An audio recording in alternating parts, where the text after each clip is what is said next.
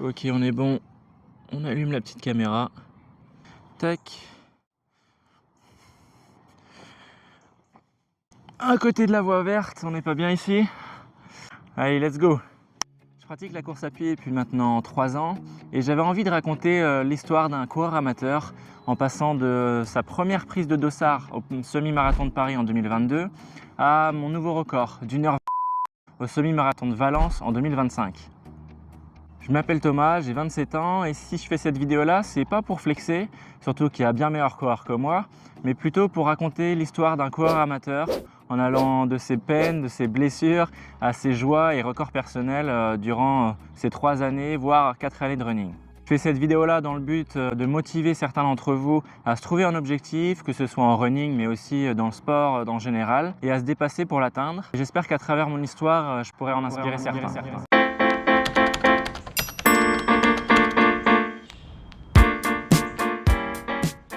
En fait, mon histoire elle commence plutôt en 2020, date à laquelle je me fais opérer d'une rupture des ligaments croisés suite à une blessure au football. Et suite à cette blessure et à mon opération, j'ai de la rééducation à faire et notamment de la course à pied. Je ne sais pas à ce moment-là, mais une petite graine vient de s'immiscer dans ma tête. 2 ans plus tard, en 2022, je suis clairement en manque de compétition, j'ai pas repris le football en club. Je recherche de la compétition, je recherche à me dépasser et à trouver un objectif pour le faire. Et en discutant avec des copains, j'entends qu'il y a l'existence d'un semi-marathon à Paris qui se passe début mars. Je décide d'aller sur le site internet et sans trop savoir pourquoi, je prends un dossard et je m'y inscris. Comme je vous l'ai dit, je décide de prendre un dossard et donc je suis obligé d'assumer maintenant, je dois aller m'entraîner et je vais m'entraîner un peu avec les connaissances que j'ai à ce moment-là qui sont évidemment pas très bonnes en course à pied. Je crois que je m'entraîne surtout beaucoup aux sensations et je crois aussi que la distance du semi-marathon me fait plutôt peur.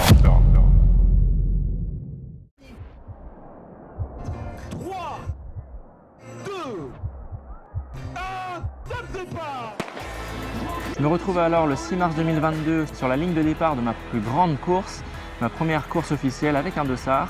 Et je ne réalise pas à ce moment-là, mais j'ai 40 000 coureurs autour de moi. Je démarre cette course dans l'inconnu. Je passe les kilomètres entre 4,45 et 5 minutes par kilomètre.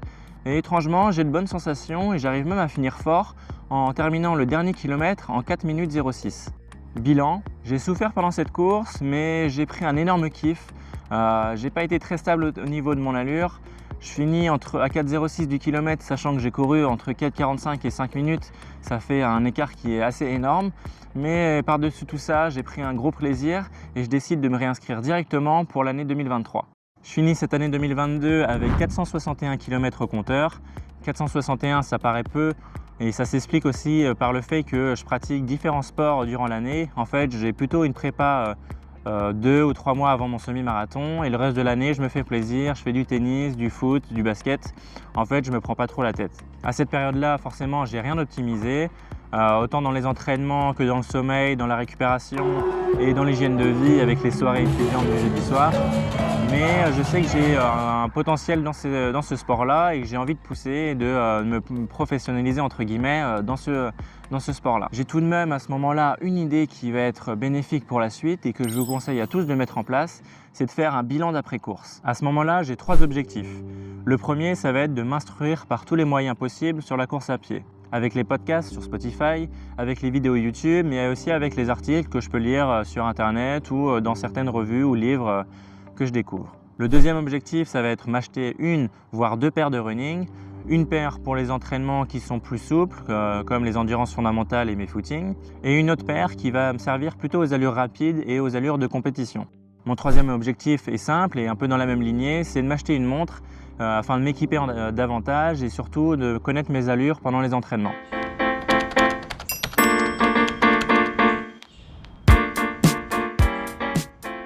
En 2023, j'épluche alors YouTube à la recherche de connaissances. Je partage d'ailleurs quelques vidéos sur YouTube qui m'ont été super bénéfiques à ce moment-là et qui, je pense, sont encore d'actualité. Je m'équipe également en achetant des Saucony Ride 14 pour mes footings et mes allures lentes et des Nike Air Zoom Tempo Next% pour ma compétition et pour mes allures rapides. En termes de montre, je prends une Coros PX2 que j'ai toujours à cette période-là en 2025. Donc c'est dire si j'en suis satisfait, même si en 2025 je pense que je vais devoir quand même changer. Je me fais alors un programme de course moi-même avec toutes les connaissances que j'ai accumulées. qu'on pourrait qualifier comme satisfaisante. Je programme une préparation d'environ 3 mois et je fais aussi attention à ma récupération à ce moment-là. J'ai l'objectif d'avoir 8 heures de sommeil par nuit. Grâce à ma montre, j'essaye de vérifier ça, mais spoiler, j'y arrive pas. En fait, j'ai trop d'informations, la variabilité de fréquence nocturne, de fréquence cardiaque, mes sommeils profonds, mes sommeils légers, paradoxal. En fait, ça me fait trop d'informations et je crois que je me perds un peu dans toutes ces datas. À l'entraînement, j'ai aussi quelques difficultés. En fait, je me pose toujours des questions. Est-ce que je fais pas trop long? Est-ce que je suis pas trop lent, trop rapide?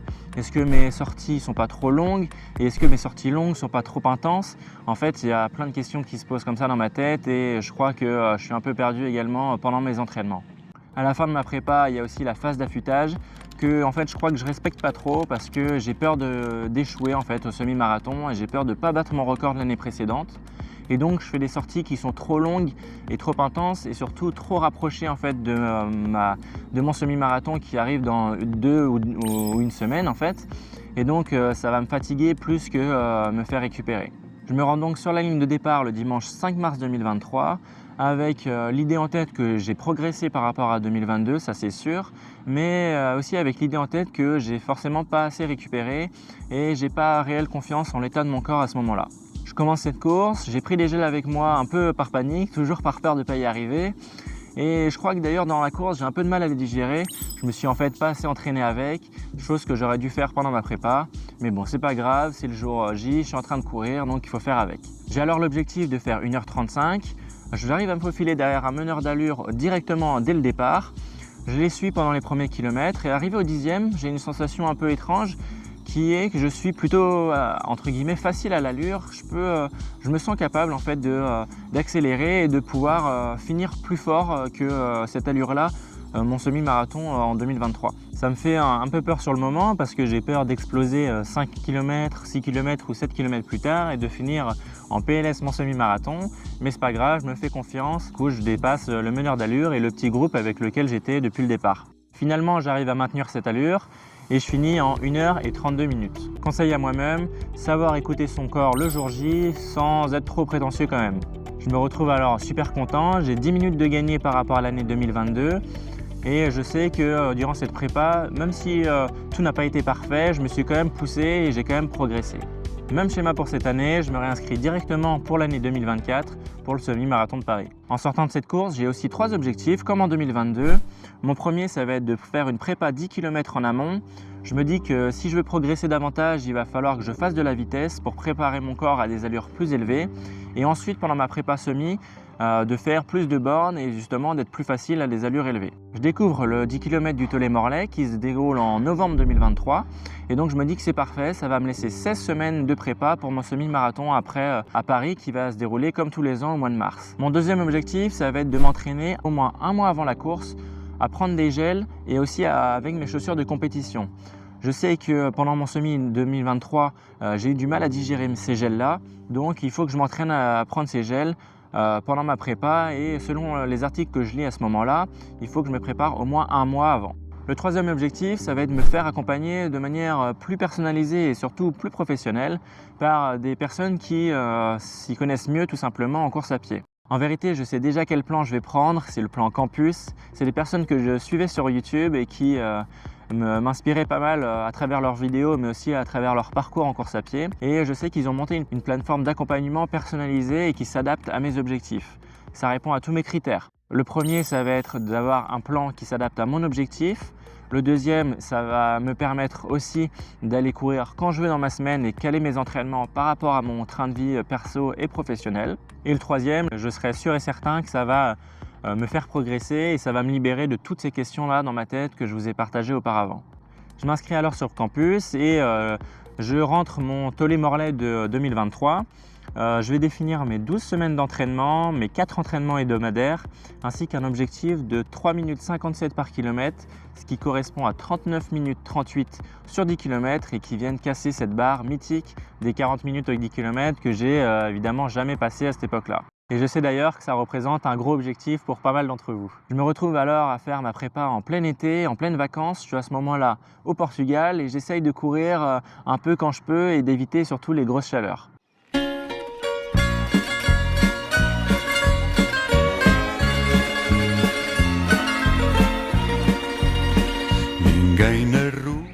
Allez, fin de première semaine, sortie longue aujourd'hui, 1 heure à faire, entre 5,21 et 5,51 du kilomètre. Donc une allure plutôt tranquille. Surtout qu'il commence déjà à faire chaud, je suis parti à 7 h ce matin et il affichait déjà 25 degrés. Donc on essaie de s'adapter au maximum. De toute façon, je pense que ça va être le maître mot de ces premières semaines de prépa. De ter entrado numa taberna de Braga Monção. Allez, 10 km terminés, enfin les 1 heure terminée. Ça m'a donné 10 km 76. Donc plutôt pas mal, avec une allure de 5,38 du kilomètre. L'allure, elle a été, c'était entre 5,21 et 5,51. Donc c'est respecté. Le plus important, c'est que j'ai pas du tout de douleur. J'ai couru tranquillement au bon rythme. Et c'est le plus important. Maintenant, plus qu'à passer à la récup. Et on va pouvoir entamer cette deuxième semaine.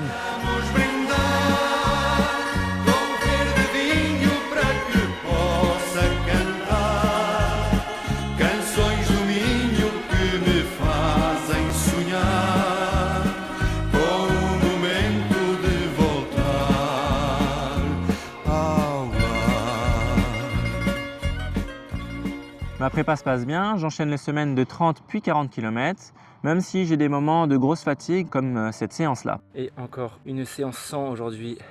C'était l'entraînement, le 3e entraînement de la 4e semaine. Cet entraînement ici, là, pas très compliqué, mais j'ai eu du mal à tenir l'allure de l'endurance fondamentale. J'ai l'impression que j'ai fait aujourd'hui une grosse séance, mais je transpire comme si j'avais fait une grosse séance, alors que même pas. Mais bon, c'est comme ça, il faut passer outre ces séances-là. J'avais pas de jambes aujourd'hui, pas beaucoup de mental non plus. Donc bon, le principal c'est que la séance est validée. Je vais la valider sur la montre. Là, j'ai plus qu'à cliquer sur terminer. Et puis voilà, ça m'a fait 9 km 37 quand même, donc c'est déjà bien. C'est toujours ça, emmagasiné plutôt, pardon, dans les jambes et dans le cœur, dans les poumons, dans tout le corps. Donc voilà, on se retrouve pour une prochaine séance. Bon, je me dis que dans ces moments-là, il ne faut pas lâcher, clairement. En fait, je sens que c'est dur aux entraînements, je sens que j'ai du mal et que je suis fatigué alors que cette séance-là, potentiellement, elle devrait être facile. Mais je sais aussi que c'est ça, en fait, l'essence d'une prépa.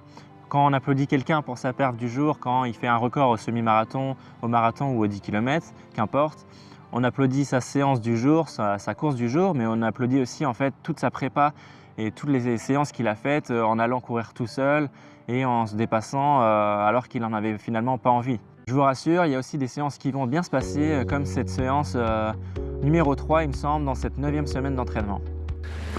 Ok, on se retrouve au 3e entraînement de la 9e semaine et je suis content parce que je sens pour la première fois de cette prépa pour le 10 km que les 3,57 au kilomètre vont être atteignables. J'appréhendais un peu la séance d'aujourd'hui. J'avais 2 fois 12 minutes à allure 10 km, donc à 3,57. Et il y avait beaucoup de vent. J'avais le vent de face au départ et j'ai fait 3,59 au kilomètre. Et après, du coup, j'avais le vent pour moi et j'ai fait à peu près 3,54, mais sans forcer. Ça a déroulé, j'ai mis mes chaussures de complète aujourd'hui, donc nickel. Ça présage du bon, je sens que la semaine de repos m'a fait du bien aussi. Donc voilà, nickel. C'est des séances qui font plaisir, celles-là. À ce moment-là, comme vous avez pu le voir, tous les feux étaient au vert, tout se passait bien, sauf qu'à une semaine de la compétition, vous ne l'avez pas vu venir, et je vous rassure, moi non plus. La tempête Kiran a donc traversé tout le nord-ouest depuis l'année dernière. 3 régions ont été principalement touchées, dans l'Aisne, Bretagne, les Hauts-de-France et la Normandie.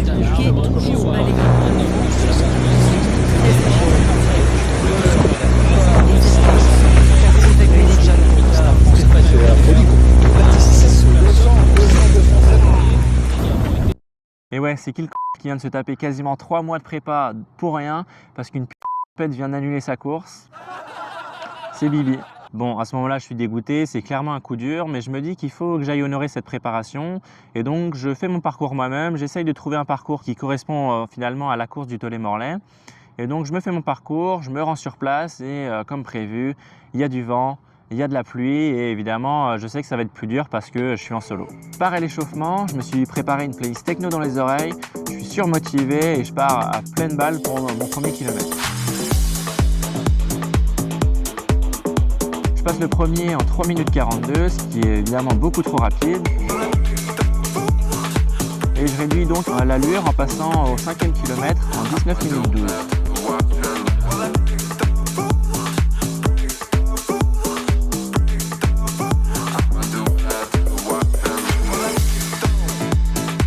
Je pense à ce moment-là que ça va être compliqué, que je vais payer mon premier kilomètre. Je réduis un peu mon allure en passant au 8e en 4 minutes 03.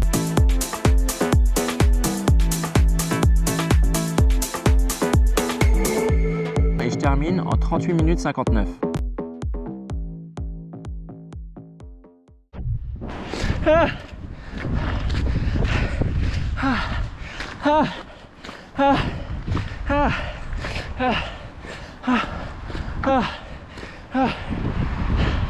C'était dur, hein. Je suis clairement exténué, je suis allé au bout de l'effort et je ne sais pas pourquoi à ce moment-là, mais je ne suis pas pleinement satisfait de ma course. En fait, je pensais que j'aurais fait mieux. Avec le recul, évidemment, c'était une très bonne course. J'ai mis 1 minute à mon objectif principal, donc évidemment, j'aurais pu être fier de moi. Note à moi-même, ne pas oublier d'où je pars en termes de niveau et surtout se satisfaire de sa performance du jour. Je suis allé au bout de moi-même, je l'ai fait avec les conditions extérieures qui était celle-ci et aussi avec ma forme du jour évidemment. Notamment quand on regarde avec les équivalences, ma perte d'1h32 au semi-marathon me donnait au début de ce 10 km 41 minutes en prédiction. Donc battre ce record, cette prédiction-là de gagner 2 minutes, je pouvais être satisfait même si à l'époque je ne le savais pas encore. Fini cet arc des 10 km avec 47 entraînements réalisés sur 48, je peux être satisfait de moi. Malgré tout, je suis plutôt en forme pour entamer cette prépa semi. Continue alors sur ma prépa semi en cette fin d'année 2023.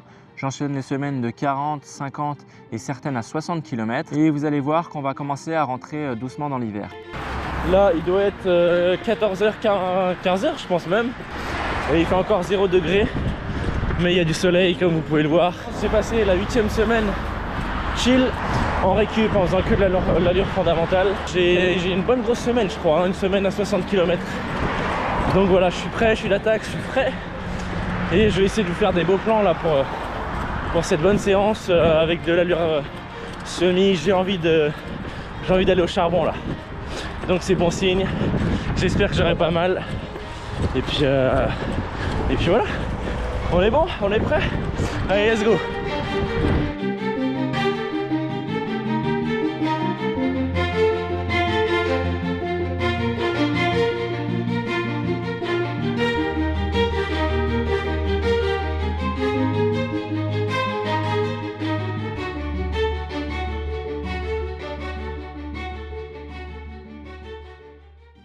Fait 14 km 57 à 4 minutes 36 du kilomètre. Une bonne grosse séance, 1h07 de séance. Ça m'a piqué aujourd'hui. Franchement, je voulais que ça me pique, je voulais être dans le mal. Et ben j'ai bien été dans le mal. Je me demande comment je vais tenir cette allure, mais c'est pas grave, hein, il reste 2 mois, donc il faut que je progresse là-dessus. Et puis voilà, ça va le faire. J'ai essayé de me motiver en m'imaginant à Paris au 15e kilomètre, au semi, au 15e, au 16e, au 17e, et de me dire que si je lâche pas pendant cette séance là, et ben je lâcherai pas pendant le semi. C'est un espèce de contrat que je me fais, et donc j'ai pas lâché. J'ai été piqué pas mal de fois, mais bon, c'est pas grave. On est bon, séance réussie, c'est l'important.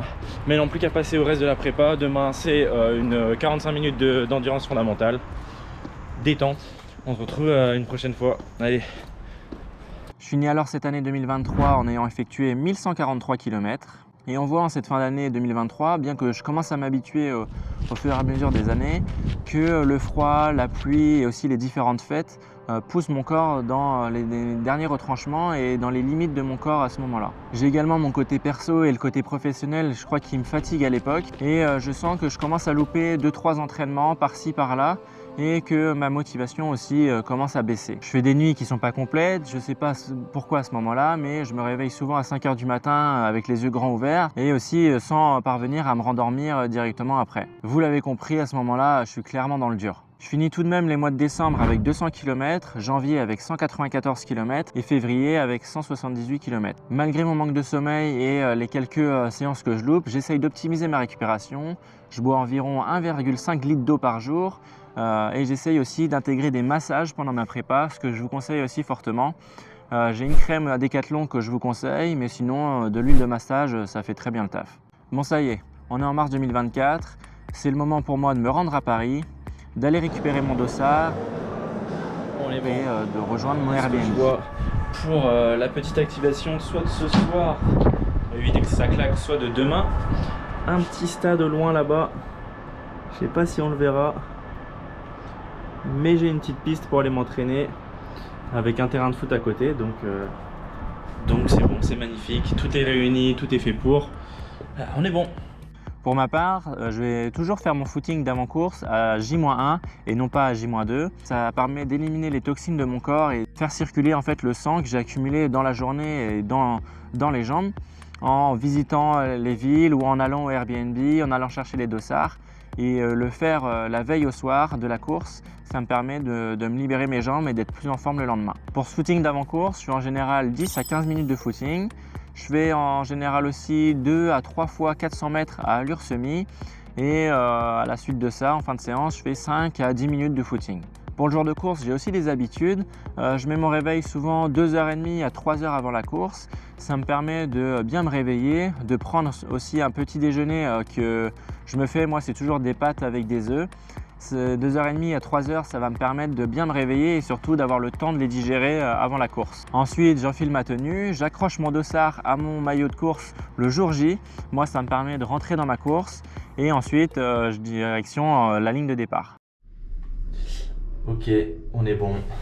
On est le 3 mars, il est 6h28 et je suis en tenue. J'ai mon petit Thomas, le dossard, la veste que je vais retirer, la caméra, le casque. Tout est bon, tout est parfait. Et les chaussures, on les verra ici. Tac. On est bon. Vamos. Bon là j'avoue, le Bamos il est un peu fébrile, mais je compte bien sur l'entraînement et sur mon échauffement pour me mettre à fond dans ma compétition. Pour m'échauffer, je reprends les mêmes bases que mon footing de la veille. J'ajoute un peu plus d'allure rapide, mais globalement, et de gamme aussi, mais globalement c'est le même échauffement et c'est le même entraînement. Je me fais également un rappel des temps de passage. À Paris, je prends un gel au 6e et au 12e kilomètre. J'ai 3 gels sur moi au cas où il m'arrive des dingueries pendant la course, au cas où je perds un gel, j'en ai toujours 3 sur moi au cas où. J'essaye aussi de rentrer en général 15 à 20 minutes avant le début de la course dans mon sas de départ. Ça me permet de ne pas être trop froid quand je vais démarrer, mais aussi d'avoir une bonne place pour pouvoir faire ma course. Je me retrouve alors à 7h45 dans mon sas de départ, accompagné de 47 000 coureurs, c'est un truc de dingue. Dans les premiers kilomètres, l'objectif il est simple, ça va être de rentrer dans ma bulle, de me focus sur mon allure, de respecter mon allure et de ne pas partir trop vite, et surtout de me faire un rappel de mes temps de passage, mais aussi de mes temps de ravitaillement, que ce soit au 6e et au 12e kilomètre.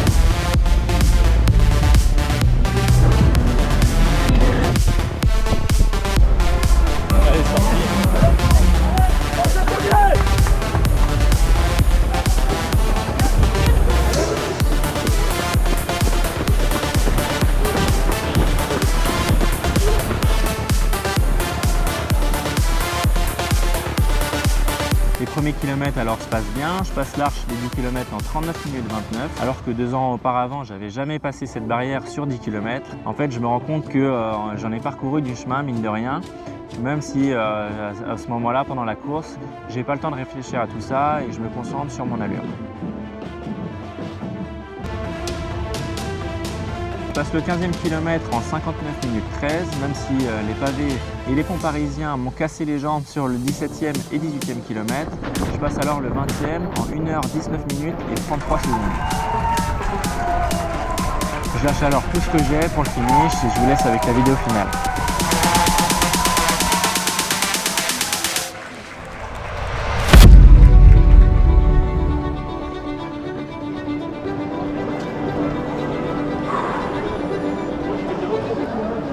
Je sais pas le chrono encore. Je vais attendre un peu. Je vais aller choper la médaille.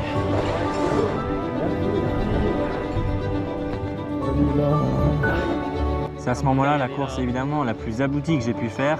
Je mets 8 minutes à mon record de l'année d'avant et 18 minutes à mon record 2022. C'est un chrono inespéré pour moi. Je suis hyper content et je retrouve rempli de joie ma famille qui était venue me voir courir à ce semi-marathon-là. Et je vais fêter avec eux en fait ce nouveau record. Je sais que je me suis jamais autant dépassé pendant une course. En fait, je vois le semi-marathon et les courses en général comme un jeu entre la limite de ton corps à ce moment-là, au jour J, et en fait d'essayer de se rapprocher au maximum de cette limite-là sans jamais devoir la dépasser et jamais sans basculer vers le mur du semi-marathon qu'on connaît si bien. Je profite alors à l'arrivée avec ma famille et durant les jours qui suivent, j'ai la naissance d'un petit démon dans ma tête qui va me hanter durant mes jours et durant mes nuits et qui me dit en fait que j'en veux plus, toujours plus.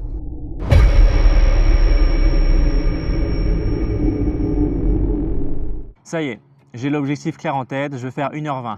C'est 1h20, c'est clairement un gros objectif pour moi. Je sais qu'après ces 1h20 là, je vais peut-être potentiellement pouvoir passer à autre chose et pouvoir peut-être aller sur marathon, aller sur d'autres distances ou aller faire un autre sport, mais je sais pas ce que je vais faire exactement. Tout ce que je veux, c'est de faire ce sub 1h20. Si je fais 1h19,59, je suis très content. Pour ça, je vais mettre toutes les chances de mon côté. Je reprends les choses qui ont marché durant ma prépa précédente, mon 10 km, avoir 2 chaussures de course et aussi m'entraîner au gel pendant ma course. Maintenant, pour passer sous la barre des 1h20, j'ai également 3 objectifs comme les autres années. Je vais faire plus de bornes à l'entraînement. Je vais essayer de faire plus souvent des semaines à 50 ou 60 km. Le deuxième objectif, je sens que j'en ai marre de Paris. Je veux me trouver un autre objectif qui va me motiver. Donc il faut que je cherche un nouveau semi-marathon. Et mon troisième objectif, ça va rejoindre un peu le premier, mais ça va être de s'habituer pendant mes entraînements davantage à l'allure visée et à mon allure de course.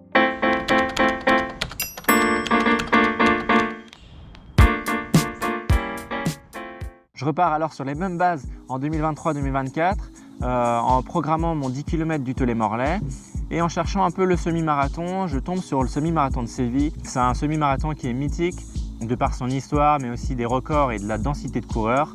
Il n'en faut pas plus, je m'inscris directement et je prends un dossard pour janvier 2025. Le seul petit point négatif avec ce semi-marathon de Séville, c'est que ça va me laisser seulement 12 semaines de prépa pour préparer ce semi-là après mon 10 km. C'est un peu court, même si j'espère engranger de la forme pendant ma prépa 10 km. Je me lance alors dans ma prépa 10 km pour Tollet-Morlaix 2024 et je vous laisse avec ma 5e séance qui va être un peu particulière. Allez, enfin de retour en France pour la 5e séance de la prépa. Bon, c'est un départ à zéro. La semaine dernière a été bonne, j'ai fait 40 km et cette semaine je dois avoir à peu près la même chose. Donc c'est parti, je suis reparti pour le charbon. Là, faut plus déconner, c'est tout droit maintenant pour le 10 km et pour le semi à Séville. Et aujourd'hui, j'ai séance de seuil. J'ai 7 fois 3 minutes à 3,53 du kilomètre. Ça va piquer, je viens déjà d'en faire un. Ça m'a piqué. Donc je vous dis pas, au bout de 7, on verra ce que ça donne, mais à mon avis, ça va faire mal.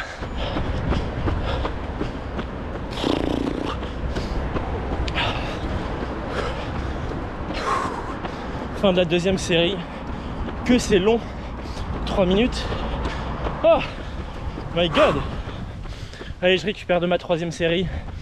Le but étant aujourd'hui d'être le plus proche de 3,53 au kilomètre pendant les fractionnés et aussi d'essayer d'être le plus facile possible. Donc c'est dur parce que c'est une vitesse qui est assez rapide, mais il faut que je réussisse à me détendre au max. Bon, bah c'est ce qu'on appelle se prendre une bonne grosse saucée, une bonne grosse averse, alors que j'étais en plein dans mon fractionné. Mais bon, c'est comme ça, j'imagine que ce ne sera pas la dernière, mais c'est la première de la saison, on peut la fêter. Je l'aurai eu pendant cette séance de fractionné, pendant cette séance de seuil 60. Mis à part quelques moments de pluie intense pendant ma prépa, je m'habitue à cette allure 10 km, les semaines se passent bien et on se retrouve alors pour ma dernière semaine d'entraînement qui est ma 8e semaine de prépa. Je sais pas trop sur quelle allure partir demain. Pour l'instant j'ai prévu de partir sur 3,51 au kilomètre, ce qui me donnerait une allure de 38 minutes 30 pour 10 km. Donc on va voir ce que ça donne. Le parcours de demain est assez facile parce qu'il y a plus de dénivelé négatif que de positif. C'est un parcours qui est très roulant et je pense qu'il va y avoir aussi beaucoup de monde qui vont très bien courir. Donc ça va m'aider. Je pense partir sur 3,51 au moins les 5-7 premiers kilomètres. Et après je verrai selon l'état de forme. Mais je vais me donner, je vais pas réfléchir à mon effort. Je vais y aller à fond parce que ça va me permettre de me situer.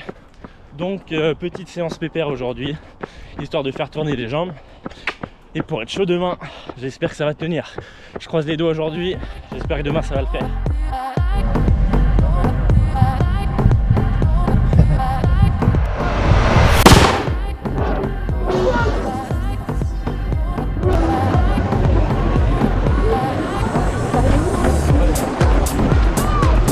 Voilà parti avec un profil de course qui est assez descendant, surtout du 3e au 6e kilomètre. Les premiers kilomètres se passent bien, je me sens plutôt en forme et je passe le 4e et le 5e kilomètre en 18 minutes 51. Je sais que la course a un profil descendant et j'en profite alors pour me relâcher un maximum pendant la descente et pour essayer de grappiller quelques secondes qui me feront gagner un nouveau record à la fin. Je passe alors le 8e kilomètre en 29 minutes et 51 secondes. Je donne alors tout ce que j'ai et je termine à bloc mon 8e, 9e et 10e kilomètre.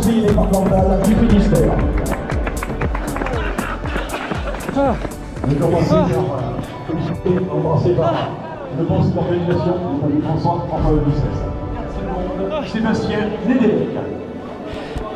Le commence remise par M. Patrick Siompache, premier adjoint à la ville de Morlaix. Je finis en 37 minutes, je suis hyper content de moi. À ce moment-là, l'équivalent de course me donne 1h22 minutes et 32 secondes sur semi-marathon.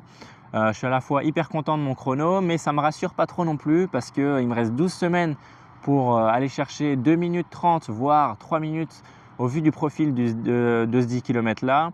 Donc je sais que ça va être chaud et que ça me met quand même pas mal la pression. Je prends alors une semaine de repos et je me lance dans ma prépa semi-marathon pour Séville 2025.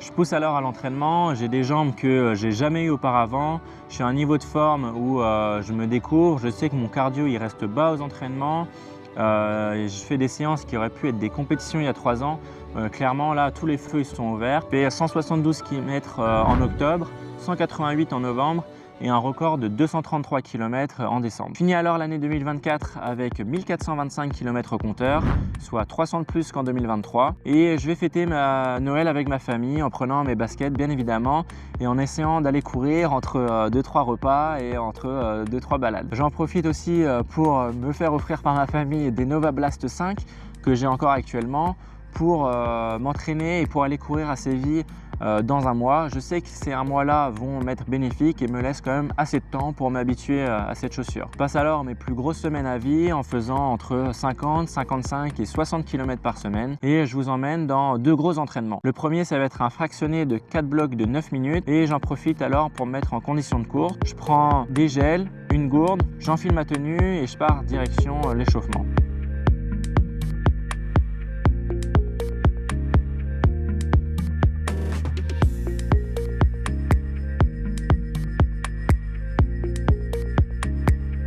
Et la première série m'a piqué beaucoup plus que prévu.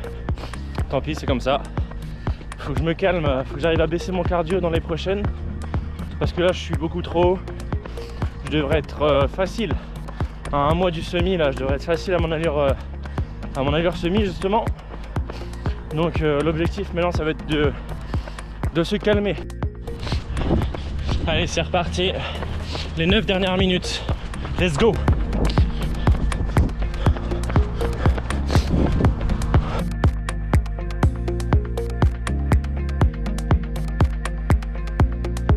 séance se passe bien et j'enchaîne le lendemain avec une grosse sortie longue qui va être d'1h35. Ça fait 30 minutes là que je cours en endurance fondamentale et je sens ma séance de hier, je sens qu'elle a été dure. Je vais essayer de continuer comme ça, à ce rythme là, avant l'allure tempo, et on verra bien pendant et après l'allure tempo ce que ça donne. Et j'ai décidé de stopper le tempo parce que j'allais beaucoup trop haut dans les tours. Je vais finir tranquillement en EF. Ça m'aura fait 20 minutes je pense de tempo dans ma séance. J'aurai bien travaillé les jambes pour cette semaine, on verra combien de kilomètres je suis. Mais j'ai une semaine compliquée la semaine prochaine aussi, donc on verra bien, et c'est mieux de s'arrêter et de continuer en EF pour aujourd'hui. Suite à ces deux grosses séances, j'ai une séance de EF qui arrive le lendemain, la séance qui suit. Je décide d'y aller tranquillement et je commence à avoir une petite douleur en bas de la cheville et en bas du tibia. Ceux qui ont l'habitude de courir se reconnaîtront à travers ces douleurs-là. Mais ça m'inquiète un peu. Je décide de laisser passer un peu de temps, de faire surtout quelques séances de F et de ne pas trop pousser à l'entraînement. Mais plus les séances passent et plus j'ai une douleur qui s'agrandit à la fin des séances. Et là, je sais que ça va être compliqué, que j'ai des grosses séances à allure semi qui arrivent et que je ne vais pas pouvoir les faire sans avoir mal. Dans ma tête, évidemment, à ce moment-là, je suis dans le déni, clairement. J'essaye de quand même faire ces séances-là, j'essaye de mettre de la baume du tigre à fond pour ne pas avoir mal. Je vous déconseille de le faire fortement. En fait, je sais que j'ai déjà pris mes billets d'avion, j'ai déjà pris mon dossard et que je vais aller courir à Séville. J'arrive donc à Séville avec ma sœur qui m'a accompagné. Je suis trop content d'être dans une nouvelle ville et de découvrir un nouveau semi-marathon. Et on décide d'aller récupérer les dossards et le maillot de course. On prend également une photo avec l'ancien record que évidemment je vais battre le lendemain. Arrivé le soir, je vais faire mon footing à J-1, mon footing habituel que je vous ai décrit pour mon semi à Paris en 2024. Je reprends exactement le même. Ça y est, je suis arrivé à Séville. J'ai hâte, la course est demain, il est 19h, le départ est annoncé à 9h demain matin. Je vais me présenter bien avant dans le SAS, mais le départ officiel est à 9h. J'ai récupéré mon dossard aujourd'hui et je me fais un petit footing là, de décrassage pour éviter que j'ai les jambes trop lourdes demain. Je vais faire quelques allures rapides, un petit footing, ça va durer, ça va me prendre 3 km en tout je pense. Et puis après je vais aller me masser, me reposer et ce sera direction la ligne de départ pour le dimanche 26 janvier 9h. Ça y est, c'est le jour J, je me réveille 2h30 avant ma course, je mange, je me change et je vais direction la ligne de départ. À ce moment-là, j'ai le bonheur de découvrir qu'il a plu pendant la nuit. Évidemment, le Poissard National est toujours là, mais il ne pleut pas pendant l'échauffement et donc ça me rassure et j'espère en fait qu'il ne va pas pleuvoir pendant la course et que ça va bien se passer. Le SAS est passé. Je rentre maintenant dans l'univers de la course. Ça y est, il y a tous les coureurs autour de moi. Ça va être leur départ dans 30 minutes. The Spanish athlete C'est l'heure du départ. La ligne de départ est juste à côté. Je rentre dans mon sas de départ. Évidemment, je me rends compte qu'il y a énormément de coureurs de bon niveau. Et je sens aussi qu'il y a la pluie qui commence évidemment à s'abattre sur nous. Donc on est dans une ambiance qui est pluvieuse mais espagnole.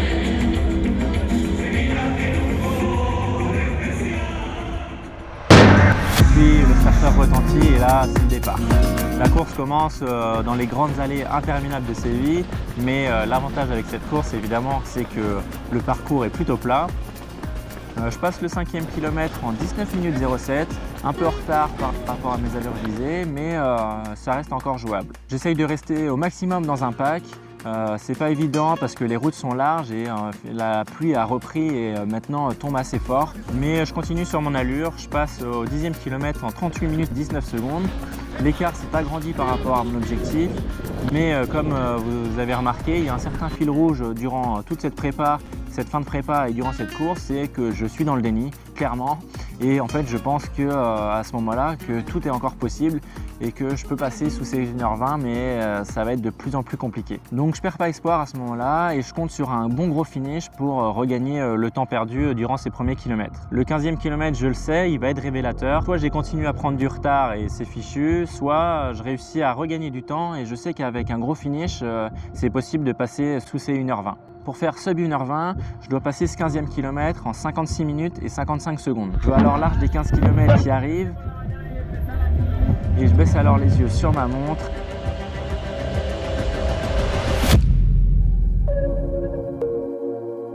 Je me rends compte que ça va être mort. Je vois affiché 57 minutes et 42 secondes. C'est à la fois terriblement frustrant parce que je suis à fond à ce moment-là. Ma tête me dit de le faire, mais mon corps, lui, il est explosé, il est exténué et en fait, il ne peut pas accélérer tout simplement. Je sais que j'ai jamais été aussi loin dans l'effort. Pourtant, j'en ai fait des semi-marathons avant et j'en ai fait du sport dans ma vie, mais là, clairement, je suis au bout de l'effort et au bout de ma vie. Mais d'un autre côté, c'est pour ça que j'ai jamais rien lâché pendant mes entraînements.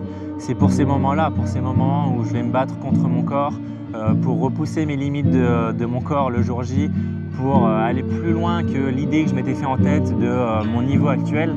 En fait, c'est pour ça que je fais des semi-marathons, c'est pour ça que je fais de la course à pied et c'est pour ça que je vais courir 3, 4, voire des fois 5 fois dans ma semaine tout seul, dans le vent, dans la pluie.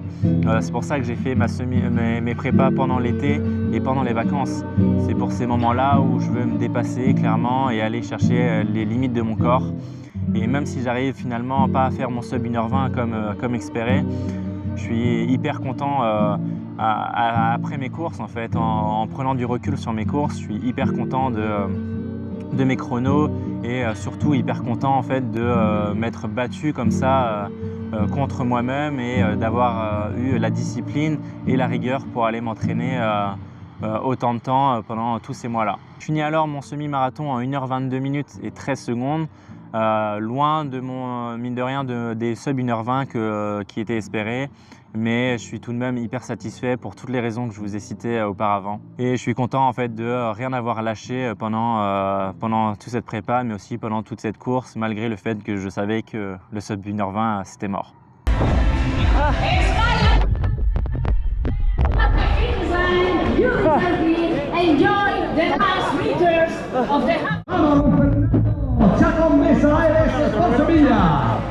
Ahí la gente de Londrina, vamos chicos, desde Coria del Río.